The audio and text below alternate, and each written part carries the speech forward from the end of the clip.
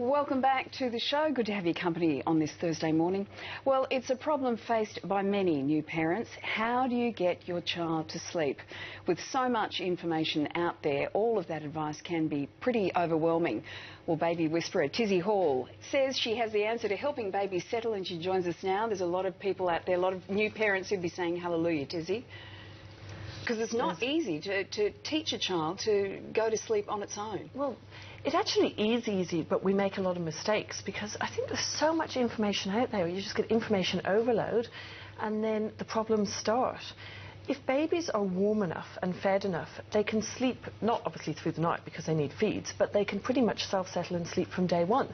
But what happens is we get all this information. For example, we think if we overheat our baby, they're going to die of SIDS, which we shouldn't overheat our babies, but also if they're too cold, they're not going to sleep. So we worry about bedding, and when you're in the hospital, your baby's nicely wrapped, they're in a nice warm environment, then you come home, it's much cooler, and suddenly you don't use the same bedding because you're scared they're going to overheat from SIDS, and suddenly they don't sleep. So it's not really rocket science, it's just getting the food and the warmth right, and they sleep.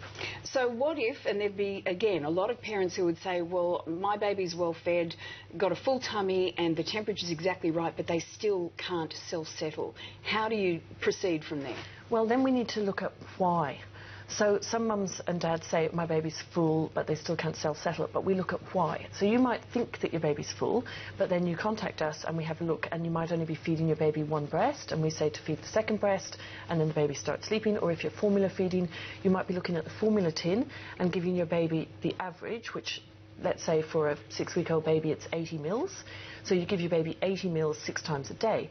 But if your baby might actually want 130 mils at one feed and 70 at the other, which still works out to be the average. So we look at how you're feeding your baby, and then that can change how they sleep. And obviously routine is extremely important. Routine is really important because babies feel safe and secure when they're on a routine.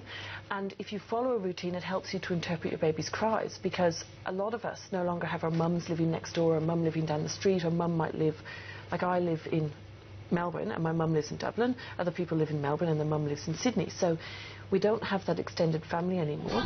So with the routine, if you're following a routine, and it says on the routine at 11 o'clock your baby's due a feed, if your baby starts crying at 10 to 11, you learn that's your baby's hungry cry. And you obviously feed your baby. You don't wait till the time on the routine. OK, Tizzy, thank you very much for that good advice. And for more information on Tizzy's Save Our Sleep destination store, please visit the Today Show website.